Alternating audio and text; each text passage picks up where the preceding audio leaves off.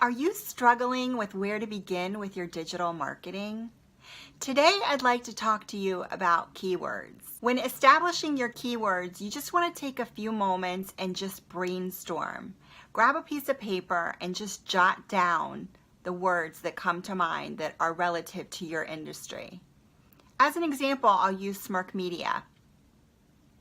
So with Smirk Media, what comes to mind is search engine optimization, website design and development, public relations, search engine marketing, pay-per-click ads.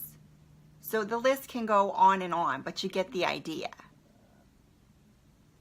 Once we've established those set keywords, then we want to create what we call long tail keywords.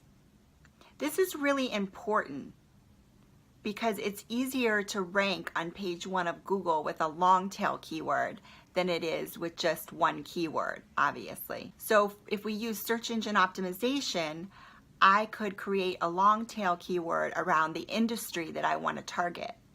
As example, search engine optimization for nonprofits, or search engine optimization for healthcare, or search engine optimization for athletic departments. So let's say we come up with 12 keywords to begin, which is what I always recommend so that we can make it manageable. At the end of creating the long-term keywords, we'll have 12 times the 3, which is 48. So you'll have 48 long-tail keywords. From there, then we can create our content calendar, which I'll save for another video at another time. If you have a plan and a strategy in place for your marketing, that's great.